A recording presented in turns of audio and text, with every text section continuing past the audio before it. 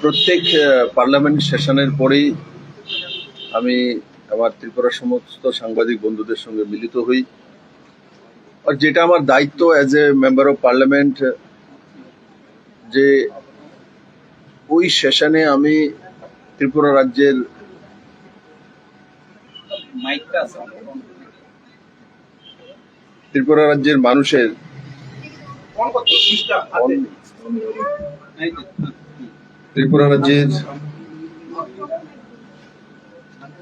মানুষের জন্য কি কি বিষয় সরকার বা পার্লামেন্টে রেখেছি সেই বিষয়ে অবগত করানো অ্যাজ এ পাবলিক রিপ্রেজেন্টেটিভ, সেটা আমার দায়িত্ব। আর তারই অংশ হিসাবে আজকের এই প্রেস কনফারেন্স। এবারের সেশনের বিষয়ে আপনারা সবাই অবগত আছেন যে সেশন আমরা সুন্দরভাবে চালাতে পারিনি অপোজিশনের হাঙ্গামার জন্য। ইস্যু এদের কাছে কোনো কিছু নেই, তারপরও লোকসভা এবং রাজ্যসভা সঠিকভাবে চলতে দেয়নি। কিন্তু তারপরও আমরা যারা ভারতীয় জনতা পার্টির সাংসদ রয়েছেন হাউসে অংশগ্রহণ করার জন্য তৈরি আমরা করেছিলাম এবং সেই বিষয়ে আপনাদের অবগত করতে চাই। আমি টোটাল 57 স্টার্ট আনস্টার্ট কোশ্চেন তো পরবর্তী সময় হয়, কিন্তু 57 কোশ্চেন আমি ত্রিপুরা এবং ভারতবর্ষের বিভিন্ন নর্থ ইস্টে বিভিন্ন সমস্যা বা সমাধান বা তার ইস্যু কোশ্চেন জমা দিয়েছিলাম। তার মধ্যে 15টি কোশ্চেন আমার অ্যাকসেপ্ট হয়েছিল, সব তো অ্যাকসেপ্ট হয় না। তো তার মধ্যে 14টি আনস্টার্ট কোশ্চেন আর 1টি স্টার্ট কোশ্চেন, সেটা দেওয়া হয়েছিল। সেই ইস্যুগুলি তো আপনাদের কাছে ডেটা আমি দিয়ে দেবো, কপি একটা করে। একটা কোশ্চেন করেছিলাম রাজ্য ক্যাপিটাল ইনভেস্টমেন্টের বিশেষ সহায়তার জন্য, কারণ ক্যাপিটাল এক্সপেন্ড যে ইনভেস্টমেন্ট তার মধ্যেই রাজ্যের আর্থিক উন্নয়ন হয়। কয়লার উপর অত্যাধিক নির্ভরতা কম করার জন্য একটা কোশ্চেন করেছিলাম। Integrated ISO international standards for organization লাগু করার জন্য একটা কোশ্চেন করেছে। অটল বীমা কল্যাণ যোজনার উপরে কোশ্চেন করেছিলাম। ফার্টিলাইজার বিতরণের উপরে কোশ্চেন করেছেন। ত্রিপুরা কৃষি প্রধান রাজ্য। ত্রিপুরার সমগ্র শিক্ষার উপরে একটা কোশ্চেন করেছিলাম। মাইনিং সেক্টরে সুধার মিনারেল এক্সপ্লোরেশন উপরে কোশ্চেন করেছিলাম। রেলওয়ের নীর প্রকল্পের উপরে কোশ্চেন করেছেন। ন্যাচারাল গ্যাস তার বিস্তারের উপরে কোশ্চেন করেছিলাম, কারণ ত্রিপুরাতে যতগুলো পাওয়ার প্রজেক্ট আছে সবগুলোই গ্যাস বেসড। আগে ডুমুরে ছিল খানিকটা, সেটাও বন্ধ হয়ে গেছে। তো ত্রিপুরাতে সমস্ত পাওয়ার প্রজেক্ট আমাদের কাছে যতগুলো আছে সেগুলো গ্যাস বেসড। বন্ধ করা ফার্টিলাইজার ইউনিটস আবার চালু করার সেই বিষয়ে কোশ্চেন করেছিলাম। PMMKSSY প্রধানমন্ত্রী মৎস্য কিষাণ সমৃদ্ধি সহযোজনা, তার উপরে কোশ্চেন করেছিলাম। ত্রিপুরার এবং পূর্বোত্তর রাজ্যের নিউক্লিয়ার টেকনোলজি নন পাওয়ার বিষয়ে উঠেছিলাম। ত্রিপুরাতে অনগোয়িং ন্যাশনাল হাইওয়ে প্রজেক্ট, তার উপরে কোশ্চেন করেছে।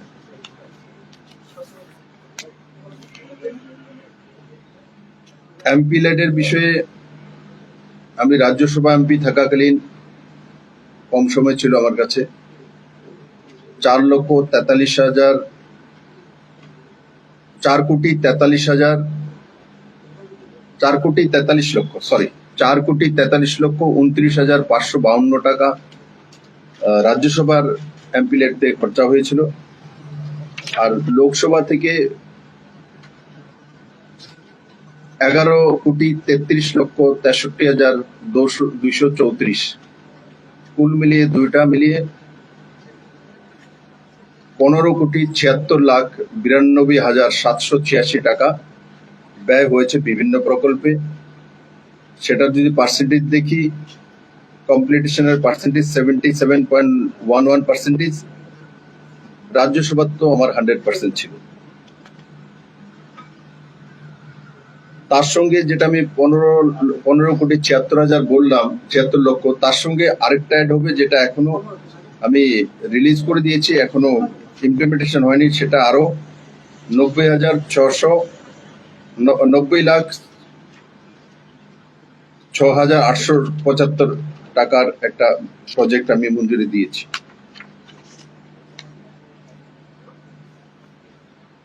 পিএম ন্যাশনাল রিলিফ ফান্ড, কারণ এমপিরা তাদের কোটা থেকে পিএম রিলিফ ফান্ড থেকে টাকা রিলিজ করতে পারে মুমূর্ষ রোগীদের জন্য। সেটাতে 24টা এই পর্যন্ত ত্রিপুরার 24টি ব্যক্তি তার সহযোগিতা পেয়েছে পিএম রিলিফ ফান্ড থেকে, আর তাতে 56,90,249 টাকা ত্রিপুরার মানুষ পেয়েছে।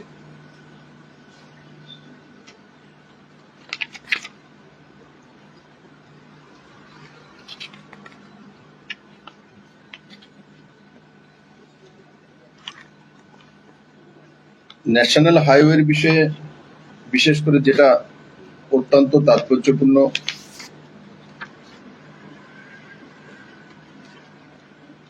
ন্যাশনাল হাইওয়েতে ত্রিপুরাতে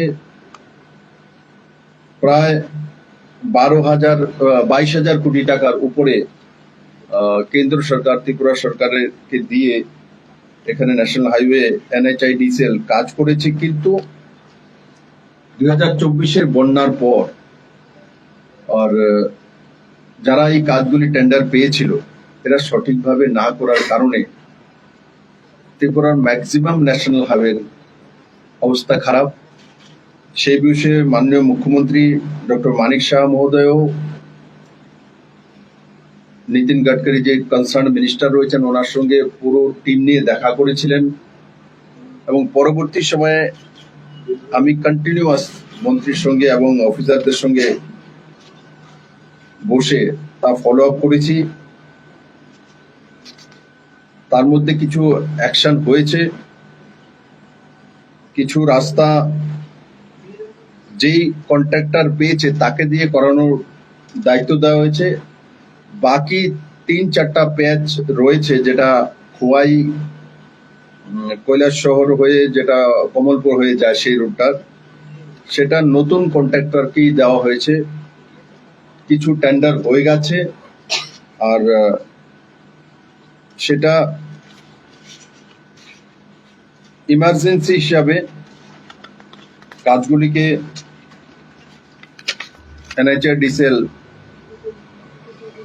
রাইটসকে, যেটা রেলওয়ের একটা সংস্থা আছে, তাকে দিয়ে করার ব্যবস্থা করিয়েছেন। আমি NHIDCL MD এবং ডাইরেক্টর টেকনিক্যাল তাদের দুইজনকেই ত্রিপুরাতে পাঠিয়েছিলাম। এরা দুজনেরা 7 দিন ত্রিপুরাতে ছিল। থাকার পর আমি বলেছিলাম যে কমসে কম এই বৃষ্টির মধ্যে আপনারা বিটুমিন বা রাস্তা তৈরি করতে পারবেন না, কমসে কম পাথরের চিপস দিয়ে রোলার লাগিয়ে কমসে কম চলে যেতে পারে সে তার ব্যবস্থা করার জন্য। সেটা একটা করেছে, তার একটা রিপোর্ট আমার কাছে পাঠিয়েছে।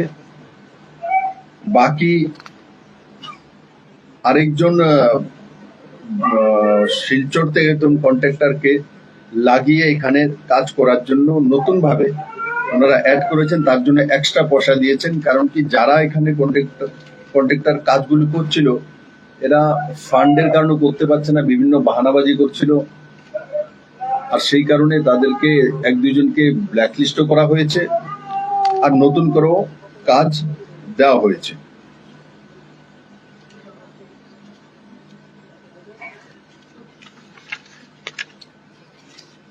আমি NHIDCL এর বিষয়ে যা যা হয়েছে তার একটা প্রজেক্টের কপি ইংলিশ ভার্সনে আমি আপনাদেরকে দিয়ে দেবো। আপনারা ডিটেলসটা পেয়ে মানুষ যাতে অবগত হতে পারে যে সরকার আর কেন্দ্র সরকার মিলে কি কি কাজ করছে। কারণ দেখুন, সেই বিষয়ে আলোচনা করা, সমালোচনা করা সহজ, কিন্তু ত্রিপুরাতে 7 মাস বৃষ্টি হয়, ত্রিপুরাতে ল্যান্ডস্লাইডিং হয়, ত্রিপুরাতে যে মাটি আছে সেই মাটিটা এমনিতে বৃষ্টি না হলে, শক্ত বৃষ্টি হলে একদম কাদামাটি হয়ে যায়। তো এই স্বাভাবিকভাবে এইগুলো রোডের জন্য সমস্যা তৈরি করে।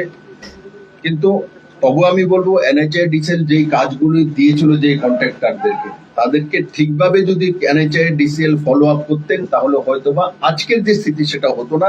আমি স্পষ্টতার সঙ্গে মিনিস্টার, কনসার্ন সেন্ট্রাল মিনিস্টার এবং NHIDCL MD, ডাইরেক্টর টেকনিক্যাল এবং সমস্ত ইঞ্জিনিয়ারদের সঙ্গে আমার বাড়িতে বসেছিলাম, ওনার অফিসে বলেছিলাম, কন্টিনিউ আমি এখান থেকে যাওয়ার পর আবার বাড়িতে ডেকেছি। তো আমি এবং ত্রিপুরা সরকার মিলিয়ে আমরা যে কম সময়ের মধ্যে যাতে ত্রিপুরার মানুষ তার সমস্যার সমাধান করতে পারে সেই দিকে আমরা কাজ করছি। সেটা একটা বড় সমস্যা ত্রিপুরাতে আজকের দিনে। আমি আশা করি কম সময়ে তার সমাধান হবে। এছাড়া আমি বিভিন্ন বিষয়ে পত্রাচার করে থাকি, তার বিষয়ে আপনাদেরকে সময়ে সময়ে অবগত করাই। 3টি প্রজেক্ট আমি দিয়েছিলাম ট্যুরিজম ডিপার্টমেন্টে। তার মধ্যে দত্তেশ্বরী কালীবাড়ি আছে, বিলুনিয়াতে একটা কালীবাড়ি আছে, আরেকটা জোলাবেড়াতে কালীবাড়ি। এই 3টের প্রায় 30 কোটি টাকা ব্যয়ে কেন্দ্র সরকার সেই টাকাটা দেবে। আর মজলিশপুরের জিরানিয়াতে 140 কোটি টাকা ব্যয়ে ত্রিপুরা সরকার, সুশান্ত চৌধুরী মহোদয় যে মন্ত্রী আছেন, উনি একটা স্কিম পাঠিয়েছেন, সেটা আমি ট্যুরিজম মিনিস্টারকে দিয়েছি। আর সেটাও কম সময়ের মধ্যে 140 কোটি টাকা সেটা স্যাংশন হবে। আরেকটাও মন্ত্রী মহোদয় সুশান্ত চৌধুরী মহোদয় পাঠিয়েছেন, সেটাকে আমি ফলো আপ করছি, একটা টি ট্যুরিজমের উপরে সাউথে করার জন্য, সেটারও করবে। 50 কোটিতে প্রজেক্ট একটা দিয়েছে কেন্দ্র সরকার, কিন্তু সেটা 50 কোটির দিকে, আর তার আগে ADB দিয়েছে, কিন্তু 50 কোটিকে ডেভেলপ করার জন্য আমি মন্ত্রীকে বলেছি, ট্যুরিজম মিনিস্টারকে, কারণ এটা বাউন্ডারি ওয়াল দিয়ে তারপর 50 কোটিতে একটা বড় প্যাকেজ দিয়ে করতে হবে তার ডেভেলপমেন্ট। এখন কেন্দ্র সরকারের তরফ থেকে সেখানে এসে মূর্তিগুলো ঘষামাজি এসব ছোটখাটো কাজ করছে, কিন্তু আলটিমেটলি তাতে কোনো কিছু হবে না। বড় একটা প্যাকেজ আমি বলেছি মিনিস্টারকে তৈরি করে দেওয়ার জন্য। তো 50 কোটিতে একটা বড় একটা প্যাকেজ এনে 50 কোটির সর্বাঙ্গীন বিকাশের জন্য, সেখানে একটা ক্যাফেটেরিয়া থাকবে, সেখানে শৌচালয় থাকবে, রোডটা ঠিক করতে হবে, বাউন্ডারি ওয়াল চারিদিকে দিতে হবে, রক্ষণাবেক্ষণ করতে হবে। তো তার জন্য বড় একটা প্রজেক্ট তৈরি করার জন্য বলেছি, সেটা হলে 50 কোটির সর্বাঙ্গীন উন্নয়ন হবে। কোন মিলিয়ে এই বিষয়গুলো আমি সময় সময় তুলেছি। আর কোশ্চেন আর যে বিষয়গুলো আপনাদের সামনে চলে আসবে, আপনাদের যদি কোনো কিছু জিজ্ঞাসা করার থাকে আমাকে বলতে পারেন। কারণ কি, সেশন তো চলেনি, তারপর আমরা 4টে বিল পাস করেছি। 4টে বিল পাস করেছি। একটা কেরালার নাম আমরা মালায়ালামে রেখেছি কেরলম। দুর্ভাগ্যের বিষয় যে কেরলম নাম রাখার সময় কংগ্রেসের বিধায়করা হাল্লা করছিল। তারপরে আমরা সুপ্রিম কোর্টের 7 জন জাজের বাড়ানো হয়েছে, কারণ প্রচুর কেস পেন্ডিং থাকে, তার জন্য জাস্টিস চাই, সেটাও করেছি। আমরা কোঅপারেশনের একটা বিল পাস করেছি, সেটাতে বড় মাত্রায় আম জনতা লাভান্বিত হবে। এভাবে আমরা 4টা বিল, ওখানে একটা মাইন্স এন্ড মিনারেলস এর একটা ফাইল আমরা বিল পেশ করেছি এবং পাস করিয়েছি। আর ফাইন্যান্সের আমাদের ডিমান্ডস অফ গ্রান্ট, সেগুলোকে পাস করিয়েছি। তো আমি আশা করি তাতে ত্রিপুরা সহ সমস্ত দেশের মানুষ উপকৃত হবে। আপনাদের কোনো কোশ্চেন থাকলে আমাকে জিজ্ঞাসা করতে। স্যার, আপনি বলছিলেন এই জাতীয় সড়ক নিয়ে যদি NHIDCL আরেকটু ফলো আপ করতো তাহলে কাজের ক্ষেত্রে হয়তো গতিটা আরেকটু সুন্দর হতো, এবং আপনি ঠিকাদারদের কথা বলছিলেন, বেশ কিছু ঠিকাদারকে ব্ল্যাক লিস্ট করা হয়েছে। একটা বিষয় উঠে আসছে যে 108B NH অর্থাৎ আগরতলা খোয়াই এবং 208B যেটা আপনি বললেন কমলপুর কৈলা শহরের, এটা সব থেকে বেশি বাজে অবস্থায় রয়েছে এই মুহূর্তে। একেবারে যদি বলা হয় প্র্যাকটিক্যালি মরণ ভাব এই মুহূর্তে দাঁড়িয়ে। সেটা নিয়ে আপনি এর আগেও কথা বলেছেন। এই যে ঠিকাদারদের কথা বলছেন, পাবলিকের একটা জিনিস জানার সেখানে প্রথম থেকে NHICDL এর হাত ধরে সিক্রেট কোম্পানিটির কাজটা যদি শুরু হয়ে থাকে, এর পর পর কোন কোন কোম্পানিগুলি এসছে এবং যাদের যাদের যে ব্ল্যাকলিস্টের কথা বলেছেন কাদের কাদের ব্ল্যাকলিস্ট করেছেন এটা যদি একটু স্পেসিফিক বলেন। আর এই যে বললেন NHICDL এর ফলো আপটা, তাহলে কি আপনি বলছেন যে NHICDL সেখানে ঠিকঠাক ভাবে কাজ করেনি? তো আমি তো বলছি তো, কেন্দ্র সরকার আমাদের, রাজ্য সরকার আমাদের। রাজ্যতে NHIDCL দেখার জন্য একজন চিফ ইঞ্জিনিয়ার থাকে, দায়িত্ব থাকে, কিন্তু মূল দায়িত্ব NHIDCL। কেন্দ্রীয় মন্ত্রী হাত ঢেলে পয়সা দিয়েছেন, 22,000 কোটি টাকার রোডের কাজ দেওয়া ত্রিপুরার মতো ছোট রাজ্যে চারটিখানি কথা না। নীতিন গাডকারি দিয়েছেন, কিন্তু NHIDCL আমি এই বিষয়ে আমি স্পষ্টতার সঙ্গে মন্ত্রীকে বলেছি, আপনি দরকার হলে NHIDCL বন্ধ করে দিন। আপনি NHIDCL বানানো হয়েছিল নর্থ ইস্টের রাজ্যগুলোর ওভারঅল ডেভেলপমেন্ট করার জন্য, রোড কনস্ট্রাকশন। তার মানে কি আরো বেশি দ্রুত যাতে কাজ হয়, NHK দিলে সারা ভারতবর্ষের কাজ করতে থাকে, নর্থ ইস্টে ফোকাস করতে পারে, ফোকাস করার জন্য দেওয়া হয়েছে। আলটিমেটলি নর্থ ইস্টে সমস্ত কোন রাজ্যের মধ্যে বৃষ্টি বেশি হয়, আর আমাদের একটা মাইনাস পয়েন্ট হচ্ছে ত্রিপুরাতে পাথরই নেই আমাদের কাছে। বাকি সবগুলো স্টেটের কাছে নিজেদের স্টোনার রয়েছে, মেঘালয় পর্যন্ত সবগুলোর কাছে, আসাম, মেঘালয়, মণিপুর সবার কাছে রয়েছে, ত্রিপুরাতে নেই। সেটা আমাদের জন্য মূল সমস্যা, কষ্ট আমাদের বেড়ে যায়। আমি এদেরকে বারবার বলেছি যে যদি ত্রিপুরা স্থায়ী সমস্যার সমাধান করতে হয়, বিটুমিনের রাস্তা নয়, কনক্রিটের রাস্তা করার জন্য, তাতে 1.5 গুণ পয়সা বেশি যায়। আমি ওই জন্য আপনাদের শেয়ার করি, NHIDCL এর MD কে বলেছি, ওনাকে বলে দিচ্ছি যে আপনাকে আমি বারবার বলেছি যে কাজগুলো দরকার দেরি হোক, কিন্তু আপনি কনক্রিটের করুন, তাতে 1.5 গুণা গেলে দরকার রাস্তা কম করুন, কিন্তু কনক্রিট করলে সেটা কমসে কম 10 বছর থাকবে, টিকবে, পয়সাটা বেশি যাবে। কিন্তু এখন এরাই বলছে যে এই কন্ট্রাক্টর দিয়ে কাজ করিয়েছে সমস্ত রাস্তায় শেষ হয়ে গেছে, আবার নতুন করে টেন্ডার দিতে হচ্ছে। এখন যে হচ্ছে ইমার্জেন্সি রাইটস কে দিয়ে নতুন টেন্ডার দিচ্ছে, তার মানে আবার ততটাই পয়সা খরচ হবে। তারপরে তার মানে কি যে টাকাটা 100 টাকা খরচে, আবার 100 টাকা 200 টাকা খরচ। যদি এটা মানে সিমেন্টের করে তৈরি করে দিত, তাহলে হয়তো বা 1.5 গুণা 100 টাকার জায়গা 150 টাকা যেত, উদাহরণ। তো আমি বোঝানোর জন্য তো বলতে পারি, কিন্তু আজকাল এই দেশের মধ্যে সমস্যা, বিরোক্রেটদের এরা বেশি বুঝে, এরা ইঞ্জিনিয়ার, কিন্তু এদেরকে 1-2 জনকে আমার যতটা আমি এখন বলতে পারবো না, 1-2 জনকে এরা সাসপেন্ডও করেছে। এবং আপনি যেটা বলেছেন যে ব্ল্যাকলিস্ট কাদের কাদের করেছে, এখন আমার কাছে লিস্টটা নেই, কিন্তু ব্ল্যাকলিস্ট করেছে উত্তরাখণ্ডের কন্ট্রাক্টর, আমার নামটার খেয়াল নেই, এদেরকে ব্ল্যাকলিস্ট করা হয়েছে এবং এদেরকে কাছ থেকে উইথড্র করে নেওয়া হয়েছে। ওয়ার্ক উইথড্র করে 1-2টা প্যাকেজে আছে, আমার কাছে আছে, ডিটেলস আপনাদের দিয়ে দেবে। 2টো প্যাকেজের মধ্যে পুরনো কন্ট্রাক্টরকে দিয়ে কাজ করানো হচ্ছে, বাকি যে প্যাকেজ গুলো সেখানে তাদেরকে তুলে দিয়ে ইমার্জেন্সি রাইটস এর মাধ্যমে করা হচ্ছে। রাইটস এর মানে ন্যাশনাল হাইওয়ে একটা PSO তাকে দিয়ে করানো হচ্ছে। So in that case, is there any proposal? Because these roads were somewhere in the state government PWD also earlier. So हम उस टाइम में भी जो रोड बने थे उसका क्वालिटी तो इतना खराब भी नहीं. But in that case, will be a proposal because since they are not focusing on the northeast, as you are saying, the opposition also raised the same issue, and they said why not the state government given the money, the PWD is there, they can also go for it. দেখুন, বললেই হয় না, অপোজিশনে বলার জন্য, বিরোধিতা করার জন্য বলে। ন্যাশনাল হাইওয়েতে একটা ইট লাগাতে গেলেও ন্যাশনাল হাইওয়ে পারমিশন, আপনি তো মূর্তিও লাগাতে পারবেন না। তো সেগুলো ফালতু কথা বলা হয়। আর ত্রিপুরা সরকার এমন ক্ষমতা নেই যে ন্যাশনাল হাইওয়ে এখান থেকে চলে যায়, আমরা বলে দিলাম ন্যাশনাল হাইওয়ে তোমাদের করতে হবে না। ত্রিপুরা সরকার 22,000 কোটি টাকা খরচা করে রোড বানাতে পারবে না। ত্রিপুরার টোটাল বাজেটেই 37,000 কোটি টাকা। তো 22,000 কোটি টাকা যদি রাস্তা বানায়, তো স্যালারি কোথা থেকে দেবো? The fund is given to the state government in that case. নেই ফান্ডে, আমরা কিছু কিছু কাজ PWDর কাছে নিয়ে আসি, করাই। PWDর কাছেও এমন স্ট্রেংথ নেই যে PWD NHIDCL কাজ করবে, PWD করবে। তার জন্য PWD স্টাফ ক্ষমতা অফিস বাড়াতে হবে, ক্যাপাসিটি বাড়াতে হবে। এখনো বহু NHIDCL এর মধ্যে আমাদের ত্রিপুরার ইঞ্জিনিয়ারিং এরা ডেপুটেশনে নিয়ে যায়। তো স্বাভাবিকভাবে তার জন্য আলাদা করে ত্রিপুরা ইনফ্রাস্ট্রাকচার চাই, ত্রিপুরার বাজেট চাই। তো স্বাভাবিক ওই ক্যাপাসিটি সবগুলো কাজ যদি PWD কে দিয়ে দাও, অনেক স্টেটের মধ্যে দেওয়া হয় PWD কে, এনেছে। আমিও এক সময় সিএম থাকাকালীন এই যে আগরতলা টু জিরানিয়া যে রোডটা যেটা চড়া করেছেন, এটা আমার সময় শুরু হয়েছিল, কিন্তু আমি নিজেই ভুক্তভোগী যে 4 বছর যাবত এই রোড কমপ্লিট হয়নি। আমি নিজে বলছি, বিরোধীতে বলার দরকার নেই, কিন্তু তাতে রাজ্য সরকার, রাজ্যের মুখ্যমন্ত্রী কি করতে পারে?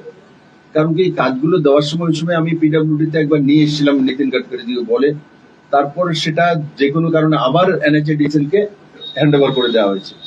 তো সেটা যদি হ্যান্ড ওভার না করে আমরা যদি কোনো এলএনটি বা এই ধরনের কাউকে যে কাজটা, ওই সময় আমার মাথায় ছিল যে এলএনটি কে ডেকে বা বড় 2-4টে কোম্পানি ডেকে বলবো বলে, কিন্তু এদের মধ্যে কন্ডিশন এর আমি ডেকেছিলাম, দিল্লিতে বসেছিলাম, এলএনটি আমাকে বলেছিল স্যার আমরা তো 2000 কোটি টাকার নিচে কাজে চাই না, কারণ আমাদের ইনফ্রাস্ট্রাকচার আমরা অন্য কাছ থেকে সেমিকন্ডাক্টর দিয়ে কাজ করি না, আমরা আমাদের নিজের মেশিনারি লাগাই, নিজের সিস্টেম লাগাই, তাহলে মিনিমাম 2000 কোটি টাকার যদি কাজ দেন তবেই আসবো।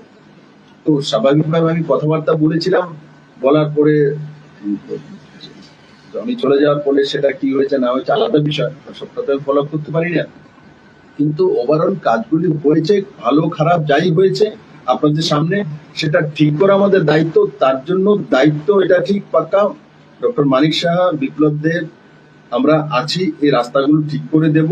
মানুষের কষ্ট হচ্ছে, তার জন্য আমি নিজে ক্ষেত প্রকট করছি, কারণ এত টাকা আনার পরে, রাস্তাগুলি তৈরি করার পরে, মোদীজি টাকাগুলি দিয়েছে ত্রিপুরা মানুষের জন্য, কিন্তু সবগুলো রাস্তা খারাপ হয়ে গেছে ন্যাশনাল হাইওয়ে। তো সেগুলো যাতে তাড়াতাড়ি মেরামত করা হয়, তাড়াতাড়ি মেরামত নয়, কমপ্লিটলি নতুন প্যাকেজ করে আবার করতে হচ্ছে এই রোডগুলো। তো সরকার তো পয়সা দেওয়ার জন্য সেন্ট্রাল গভর্নমেন্ট না করেনি, নিতিন গাডকারি বলছে অ্যাগেন করো, পুরো টাকা আমি দেবো। এখন আমাকে একটা লড়াই করতে হবে যে এগুলো যাতে, আমি আগেই বলেছিলাম যে প্রথমে স্টার্ট করো একটা as a example, Udaipur to অমরপুরের যে রোডটা আছে সেটা মানে সিমেন্টের দিয়ে তৈরি করো, একটা করলে তো বোঝা যাবে কি হচ্ছে, একটা পাইলট প্রজেক্ট বলেছিলাম। তা আমি যাই, এবার গিয়ে বসবো, বসে আমি করব। আমি আপনাদের মাধ্যমে ত্রিপুরার মানুষকে আশ্বস্ত করতে চাই, কষ্ট হয়, কারণ আমি কালকে যখন ঘুরেছি আমি দেখেছি আমারও কোমরে ব্যথা হয়, আমি তো মানুষের ভাই, তো মানুষ কত কষ্ট পাচ্ছে। আমি আপনাদের মাধ্যমে সোশ্যাল মিডিয়াতে বা মিডিয়াতে দেখি যে আপনারা অনেক সময় তার ছবি তুলে দেন, বা তো স্বাভাবিকভাবে আমি খুব খুশি হয়ে যাবে, মানিক সাহেব বহুত খুশি হয়ে যায়, এমন কোনো কিছু না।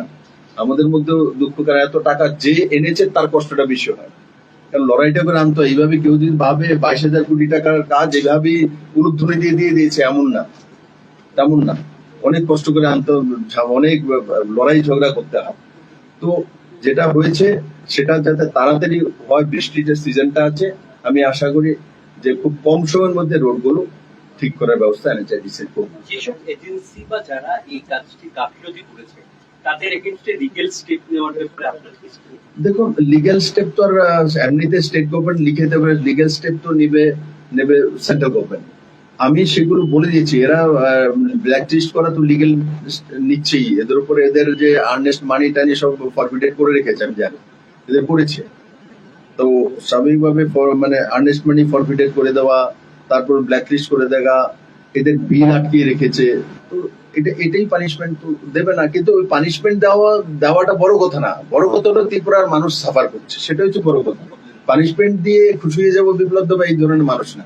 সেপারেট ইস্যু, এবার এফসিআর এ বিল খুব চর্চায় এসেছে, ত্রিপুরা তো উত্তর পূর্বাঞ্চলেতে কিভাবে এফেক্টেড হয় বা হচ্ছে, বা সংশোধনের পরে কিভাবে উপকৃত হবে আপনার?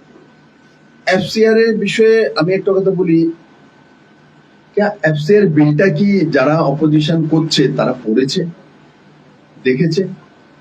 দুর্ভাগ্য এই বিষয়টা যে আমাদের এখানে যারা অপোজিশন করেন, ইনক্লুডিং রাহুল গান্ধী, এরা না পড়ে জেএনইউ থেকে কেউ বলে দিয়েছে, তো তার উপর বেস করে রাজনীতিটা করে, বিলটা পড়েননি। তার মধ্যে বিপ্লব দেব তো বিলটা পড়েছে, এফসিআর এর বিলটার মধ্যে কি আছে?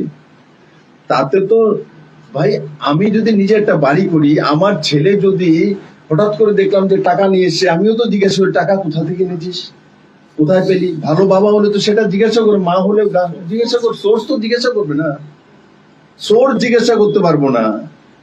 ওখান থেকে টাকা এনে এনজিওর মাধ্যমে উড়িষ্যাতে যে পাসকোর মাধ্যমে যে কাজ হচ্ছিল সেগুলোকে বন্ধ করে ভারতবর্ষের জিডিপি কে 2-3% ডাউন করে দিয়েছে। পুরো দুনিয়াতে মেসেজ দিয়েছে গ্রিন ফাউন্ডেশন নামে একটা এনজিও, সেটা ইন্টারন্যাশনাল কাদের কি আছে দেখে নিন, নাম বলে দিচ্ছি আমি।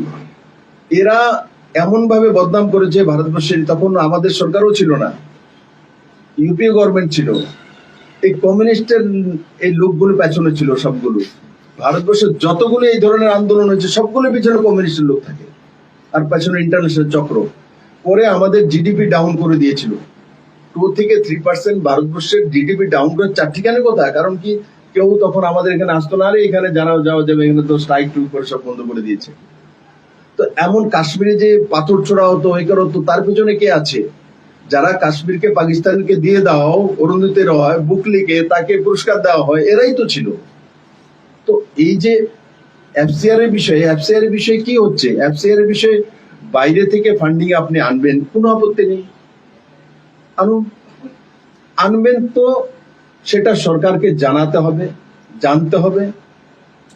আর আগে এফসিআর এর যে পয়সা আনার পর তার মধ্যে যে অনিয়ম বা কোনো কিছু হতো, তো তার জন্য 5 বছরের জেল আর 4 জরিমানা ছিল। এখন সেটাকে 1 বছরের জেল করা হয়েছে আর জরিমানা কম করা হয়েছে, তাহলে তো লাভই তো হলো। হ্যাঁ, রেসপন্সিবিলিটি ফিক্স হয়েছে। আগে কি হচ্ছে, টাকা আসার পরে একটা সংস্থা বানানো হলো, সংস্থা বানানোর পরে তো সেটা রিনিউ করা হতো না।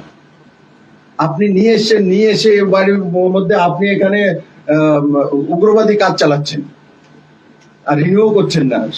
সেটা একসময় আপনার 5 বছরের জন্য সময় ছিল, করে নিয়ে আপনি সেটা শেষ হয়ে গেছে, তারপরে এখানে আপনি বন্দুক বানাচ্ছেন।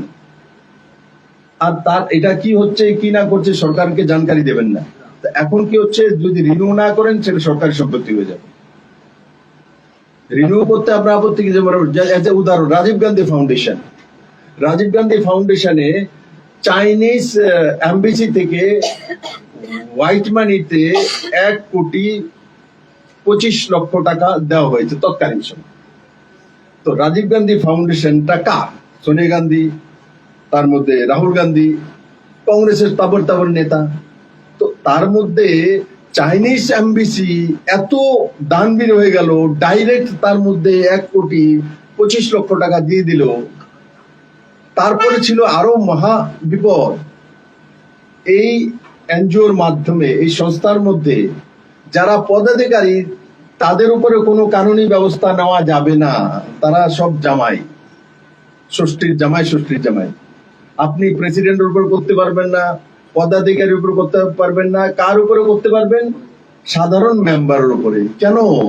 কারণ কি, তার জন্য বানানো হয়েছিল, কারণ ওই পদাধিকারী সোনিয়া গান্ধী ছিলেন, তার জন্য পদাধিকারী তার বাইরে, উনার কারণে সমস্ত সবাই বেরিয়ে চলে গেছে। আরে ভাই, প্রেসিডেন্ট, সেক্রেটারি, জয়েন্ট সেক্রেটারি, এদেরকে যদি না ধরেন তো মেম্বার ধরে করবেন কি আপনি? তো এবার আপনারা বুঝুন, এফসিআর এ আনার দরকার না দরকার নেই? দেশ রক্ষা করতে হবে না তাদেরকে রক্ষা করতে হবে? তো এরা যাই কিছু করুক, এফসিআর আনবো, বিপ্লবদের বলছি আনবো, পাস করাবো, এবং কারণকে হিসাবে ভারতবর্ষের মধ্যে থাকতে হবে। ত্রিপুরার মতো জায়গায় দীর্ঘদিন সেখানে আরএসএস ও কাজ করেছে, বিশেষ করে ট্রাইবাল এরিয়াতে। ধর্ম পরিবর্তনের সঙ্গে এই ফরেন ইনভেস্টমেন্ট একটা খুব সম্পর্ক বারবার উঠে এসেছে, এবং এমনকি কোথাও উগ্রপন্থী কাজের সঙ্গেও নর্থ ইস্টার্ন স্টেটের কথা। দেখুন, আমি অত বিষয়ে যাব না, কিন্তু সেটা অ্যাপসের বিষয়টা প্রথমবার নরেন্দ্র মোদী নিয়ে এসেছেন তেমন না। আদরণীয় প্রণব দা এখন নেই, কাজটা প্রণব দা থাকার সময় শুরু করেছিলেন, কিন্তু কাজটা করে যেতে পারেননি। কারণ কি, ওই দলের যে চিফ ছিলেন সোনিয়া গান্ধী ছিলেন, রাজীব গান্ধী ফাউন্ডেশনের যে উনি প্রেসিডেন্ট, প্যাট্রন ছিলেন সবার উপরে, সেই কারণে প্রণব দা সেটা করতে পারেনি। হয়তোবা সেই কারণে প্রণব দা দেশের প্রধানমন্ত্রী হতে পারেননি। তো আমি আজকের দিনে দাদা নেই, আমাদের গর্ব ছিল, কারণ আমাদের মাঝখান থেকে একজন উঠে এই পর্যন্ত গিয়েছিল, কিন্তু হয়নি কেন সেটা আমি আজকের দিনে বলবো না, কিছুটা তো আপনারা জানেন। আর যেটা বলছেন যে এখানে আরএসএস আছে বা ইয়ে আছে, সবার জন্য সময় নেওয়া হবে, সঙ্গের জন্য সময় নেওয়া হবে, আরএসএস এর জন্য আলাদা আইন হবে, আর এমন হবে। তো তার জন্য রামকৃষ্ণ মিশনের কোনো অসুবিধা হচ্ছে না, আরএসএস এর কোনো অসুবিধা হচ্ছে না, ভারত সেবাশ্রমের কোনো অসুবিধা হচ্ছে না। তারপর ইস্কনের কোনো, ইস্কন তো ইন্টারন্যাশনাল লেভেলে কাজ করে, এদের অসুবিধা হচ্ছে না। অসুবিধা যাদের হচ্ছে তাদেরকে একবার বুঝতে হবে আপনাদেরকে, এদের অসুবিধাটা কেন হচ্ছে। কারণ কি, অবৈধভাবে টাকাটা এনে তারপরে হিসাব নিকেশ নেই, 5 বছর পর রিনিউ করা হয় না, তারপরে নিজের সম্পত্তি বানিয়ে নেয়। আলটিমেটলি এটাই হতো।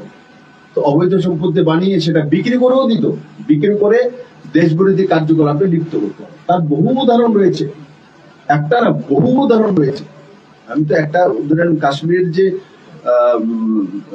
এই যে পাথর ছোড়া হতো, ইয়ে করা হতো, তার পেছনে এনজিও গুলি কার কার ছিল সবগুলো তো মানুষের সামনে, আপনাদের সামনে গুগল আপনি ইয়ে করুন, বেরিয়ে আসবে, সবকিছু চলে আসছে। सर एक चिंता का विषय है, त्रिपुरा से फ्लाइट कम हो रहा है, सिर्फ पार्लियामेंट में आ रहे हैं। Are you going to raise this issue and take with the concern?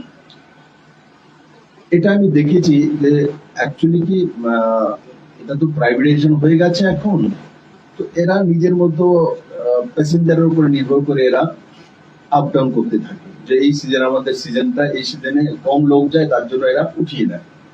তো আমি একবার দেখিনি, আমার কাছে বিষয়টা এসছে, তো আমি তুলবো, কারণ চেন্নাই ফ্লাইট বন্ধ হয়েছে, ডাইরেক্ট যেটা ফ্লাইট হায়দ্রাবাদ সেটাও বন্ধ হয়েছে।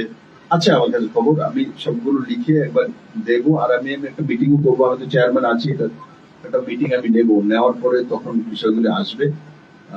একটা বিষয় যে অফ সিজনে এরা অনেক, শুধু ত্রিপুরা না, অফ সিজনে অনেক জায়গায় দিল্লি থেকেও ফ্লাইট উঠিয়ে নেয়, যেটা তো আমাদের ছোট্ট শহর, কিন্তু মেট্রো সিটি থেকে ফ্লাইট এরা তুলে নেয়, কারণ একটা সিজন থাকে।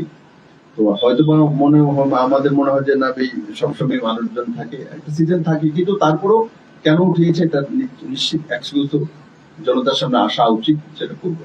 স্যার, ত্রিপুরা মথার সঙ্গে জোট নিয়ে বিজেপির বিভিন্ন আলোচনা হচ্ছে, দিল্লিতেও মিটিং হয়েছে, আপনিও বিএল সন্তোষের সঙ্গে দেখা করেছেন এবং ত্রিপুরা মথার যারা নেতৃত্ব তারাও দেখা করেছে। এই জট কাটছে না কেন, বা কোন জায়গায় দাঁড়িয়ে আছে ব্যাপারটা? জট যখন কাটবে তখন দেখে নেবেন। আপনি বলছেন জট কাটছে না কেন, যখন কাটবে তখন দেখবো। তো স্বাভাবিকভাবে এখন আলোচনা চলছে, কথাবার্তা হয়েছে, আপনারাও দেখেছেন। মাননীয় যে ত্রিপুরা মাতার যে চিফ আছেন আদরণীয় প্রদ্যুৎ মহারাজ, উনিও তো মাননীয় বিএল চন্দ্রজির সঙ্গে, রাষ্ট্রীয় অধ্যক্ষের সঙ্গে বসেছেন। তো স্বাভাবিকভাবে একটা তো দেখেছেন, তো বসেছে তো বিজেপি প্রেসিডেন্ট, বিজেপির জেনারেল সেক্রেটারি অর্গানাইজেশন বসেছে, সোনিয়া গান্ধীর সঙ্গে তো বসেনি। তো একটা জায়গা তো পরিষ্কার হয়ে গেছেন, আপনারা পরিষ্কার করতে পেরেছি তো। ওরা যদি ওদের সঙ্গে বসে তখন আমাকে প্রশ্ন করা। সেই বৈঠকের পর উনি লাইভে এসে আগামীকালকের জন্য একটা বিশেষ ত্রিপুরায় বৈঠকের ঘোষণাও দিয়েছেন, এবং সেই বৈঠক থেকে স্পষ্ট বলেছেন যে এবারে আর কোনোভাবেই সেখানে সাধারণ মানুষের সঙ্গে কোনো সমঝোতায় যাবে না ত্রিপুরা মথা। কোথাও যেন একটা ইঙ্গিত ছিল সেই বক্তব্যটা। দেখুন, উনি ওনার লাইভে এসে কি বলেছেন আমি আসলে দেখিনি, আমাকে দেখতে হবে। আপনি বলেছেন বলে আমি তার জবাব দিয়ে দেবো তেমন না, কিন্তু আমি এটা দেখেছি যে মহারাজ, বিজেপির general secretary organisation BL Santoshji এবং আমাদের রাষ্ট্র প্রেসিডেন্ট আছে, তার সঙ্গে দিল্লিতে দেখা করেছেন, একটা টিম নিয়ে আলোচনা হয়েছে।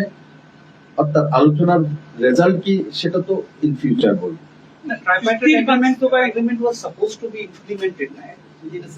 এবং এই জন্য বারবার ক্ষোভেরও প্রকাশ করেছেন প্রদ্যুৎ কিশোর দেববর্মা যে ত্রিপাক্ষিক চুক্তির বাস্তবায়ন হচ্ছে না, এবং এক্ষেত্রে ত্রিপুরার কেউ মানে বাধা সৃষ্টি করছে, তার বারবার এই অভিযোগ। দেখুন, এটা মহারাজ বলেছে, আমি তো বলিনি। মহারাজকে এই কথাটা জিজ্ঞাসা করা, মহারাজ আমাকে, যদি আমি মহারাজের পার্টি করি না, মহারাজের সঙ্গে আমার ব্যক্তিগত একটা, তোমার আপনার সঙ্গে একটা বন্ধুত্ব সম্পর্ক আছে, ওদের সঙ্গে আছে এমন সম্পর্ক, সেই কারণে আপনার পত্রকারিতা কি করবেন, কার জন্য কি লিখবেন, এটা আমি তাই করতে পারবো না। দেখুন, আমার অ্যাপিলেট না জেনেও তো লিখে দিয়েছে। আচ্ছা, এটা হয়তো ওয়েবসাইটে সম্ভবত লিখেছে, ফলস, এটা গভর্নমেন্ট সাইট না। They quoted the government and গভর্নমেন্টের পার্লামেন্টেরও না, আর স্ট্যাটিস্টিক্যাল ডিপার্টমেন্টেরও না, আমি মনের আনন্দে লিখেছি। স্যার, আগরতলা আগাউড়া রেলওয়ে ওটা অনেকদিন থেকে অলমোস্ট অ্যাবান্ডেন্ট রয়েছে। তারপরে আগরতলা থেকে চট্টগ্রামের মধ্যে বিমান পরিষেবার কথা ছিল, এই বিষয়গুলো কি আগামী দিনে চলবে না? পাশাপাশি সাবরুমের ব্রিজ দেখুন সাবরুমের বৃষ্টি সব তৈরি গেছে।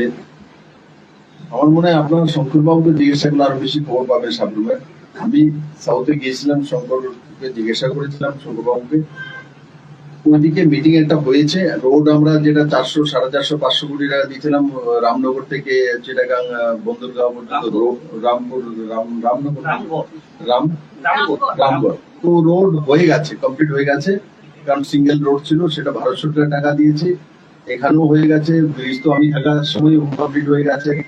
তো এখন বাংলাদেশের একটা অফিসিয়াল যে স্টাফ যারা রয়েছে তাদের সঙ্গে ভারত সরকারের একটা আলোচনা কিছুদিন আগে হয়েছে, একটা মিটিং হয়েছে।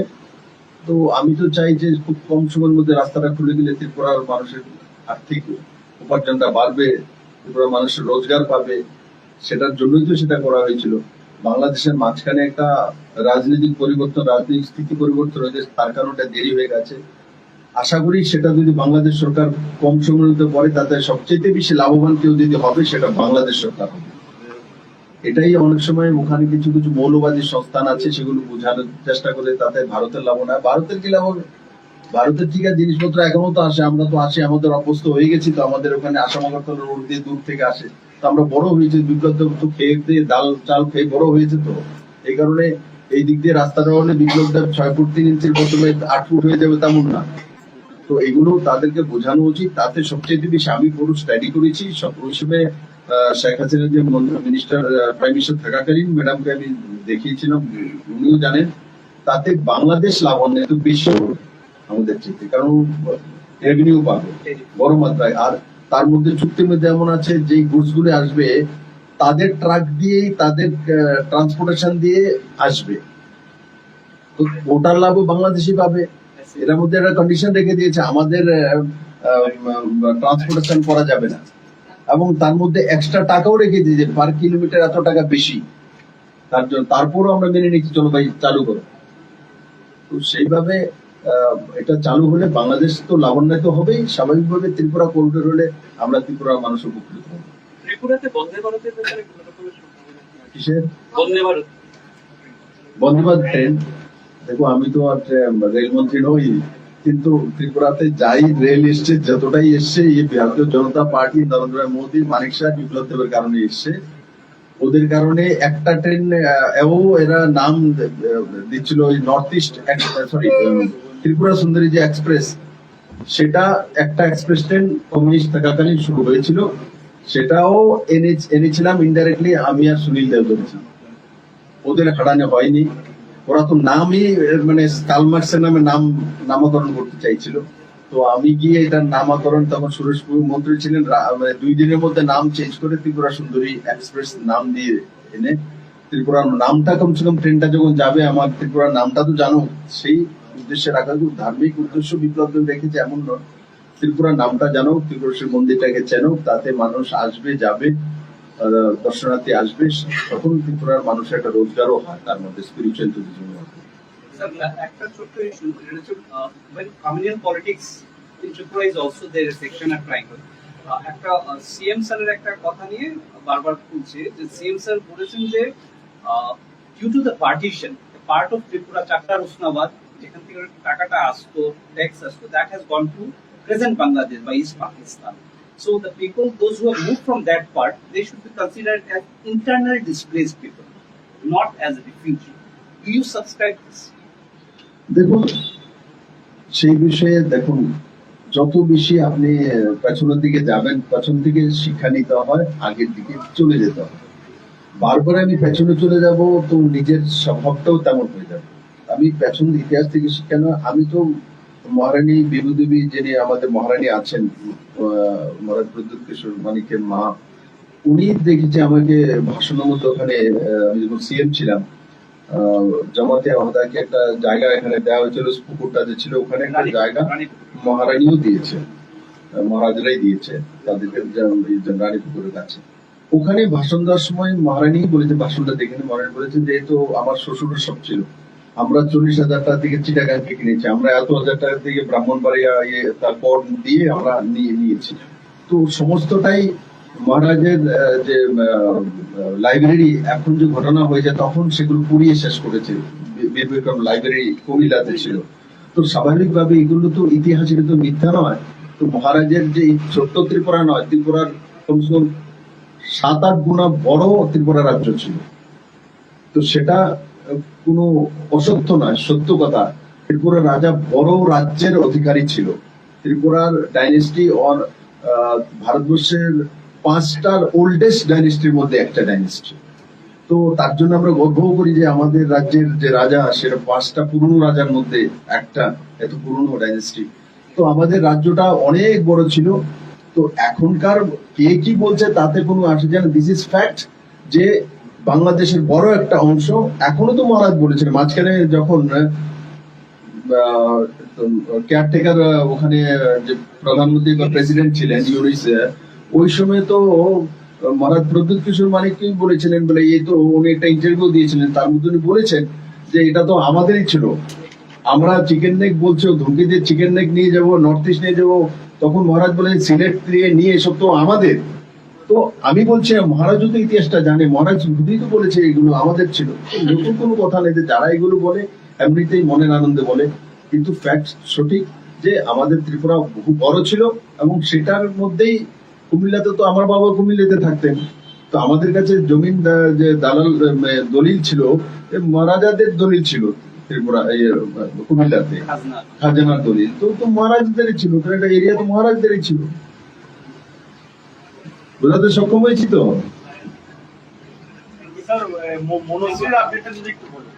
দেখো, মনুশ্রীর আপডেটে, মনুশ্রীর বিষয়ে আমি হেলথ মিনিস্টারের সঙ্গে, আমি রাজীব ভট্টাচার্য কথা বলেছি। আমি শুনেছি একটা রাজীব বাবু আশ্বাসন বললো যে একটা 50-60 লক্ষ টাকার একটা মঞ্জুরি হেলথ মিনিস্ট্রি সেন্ট্রাল দিয়েছে। তারপর এমনিতে লোক কিছু টাকা পয়সা ব্যবস্থা করেছে। টাটা ট্রাস্ট থেকেও একটা, যেটা আমি পাঠিয়েছিলাম টাটা ট্রাস্টে, ওখান থেকেও 20-25 লাখ টাকার একটা স্যাংশন হয়েছে, ফলো আপ করেছিলাম আমি। তারপর লিখেছি, কিন্তু তারপর আপনাদেরকে বলো 16 কোটি টাকা চারটিখানির কথা না, এক ব্যক্তি থেকে পাওয়া যায় না। এক ব্যক্তি দিতে চাইলেও যে 16 কোটি টাকা হোয়াইট মানি দিতে গেলে কমসে কম তার কাছে মিনিমাম 100-200 কোটি টাকার টার্ন ওভার হতে হয়, না হলে 16 কোটি টাকা দিতে পারবে না হোয়াইট মানি, জানি। তো ঈশ্বরের কাছে প্রার্থনা করি যেভাবে আমরা চেষ্টা করছি সেটা হয়ে গেলে তো মঙ্গল।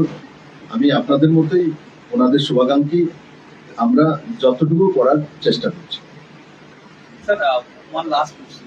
You started launch the Neshamo Tripura, but still now this issue is still going on, and there has been change in the NDPS.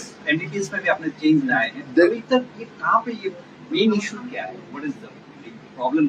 দেখুন, তাতে আমি অত্যন্ত দুঃখিত। আমি বারবার একটা কথা বলি আপনাদের মাধ্যমে, সরকার যেটাই করুক, আমাদের ত্রিপুরাতে ক্লাব কালচার আছে, পশ্চিমবঙ্গ এবং ত্রিপুরাতে। আমি একবার এই ক্লাবগুলোকে দায়িত্ব দিয়েছিলাম, বলে তোমরা তোমাদের এরিয়াকে ক্লাবগুলো শুধু দুর্গাপুজো করার জন্য আর চাঁদা তুলে সামনে 3টা দোকান করে রেন্ট উঠানোর জন্য তো ক্লাব বানানো হয়নি, ক্লাব সমাজ সেবার জন্য করা হয়েছে।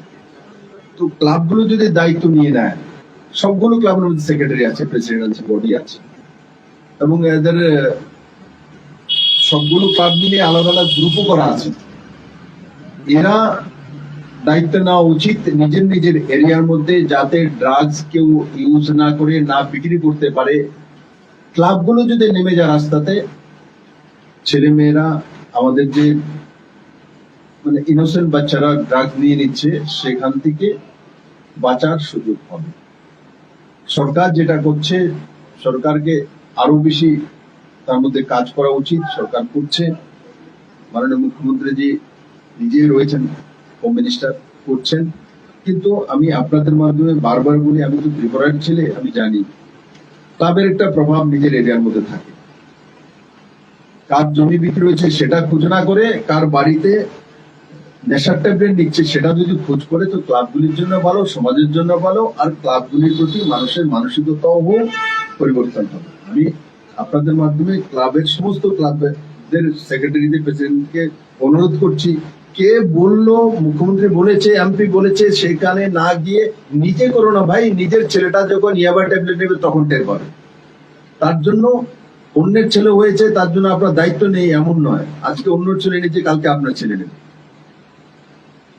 আমার ছেলে এখন আমার কাছে তো চলো ভাই দিল্লিতে থাকে, আমি আমার ছেলের সঙ্গে খুব ফ্রি অ্যান্ড ফ্র্যাঙ্ক থাকি, কারণ আমার ছেলের বয়সটা কম। কাছে আশপাশে থাকি, কি করে না করে আলোচনা করি, বসি। তো গার্জেনরাও এভাবে একটু টাইম দেওয়া, আমি মা বাবাকে বলবো ছেলে মেয়েদেরকে একটু সময় দেওয়া, কথাবার্তা বলা। কারণ ড্রাগসটা নেওয়ার পরে প্রথম দিকে আপনি বুঝতে পারবেন না, প্রথম দিকে তো মনে করবেন বা ছেলে তো পড়াশোনা করছে, ছেলে একদম জিমে যাচ্ছে, এক্সারসাইজ করছে, একদম ডোলা ডোলা নিয়ে এসছে, এ তো ট্যাবলেট করছে, তো জানে না কিছুদিন পরে যখন সিরিয়াস হয় একটা পায়। তার জন্য এই বয়সে, যে বয়সটা 16 থেকে 25 বছর বয়সটার মধ্যে ছেলে হোক মেয়ে হোক, তরুণ বয়স, তো তাদের প্রতি নজর দেওয়া আমাদের কর্তব্য। আমি আবারও বলছি, ত্রিপুরার সমস্ত ক্লাবগুলি যদি আমাকে সামান্য এরা ভালোবাসে, তো ইনিশিয়েটিভ নিজেরা তৈরি করো যে নিজের এই এরিয়ার মধ্যে কোনো ইয়াবা ট্যাবলেট বিক্রি করতে যাব না। তারপরে যদি কোনো পলিটিক্যাল ইন্টারফারেন্স হয়, তো আমার বাড়িতে স্টাফ আছে, বলে কে ইন্টারফারেন্স করছে, কে তার পেছনে আছে বলে দেওয়া, আমি অ্যাকশন করিয়ে নেব মুখ্যমন্ত্রী।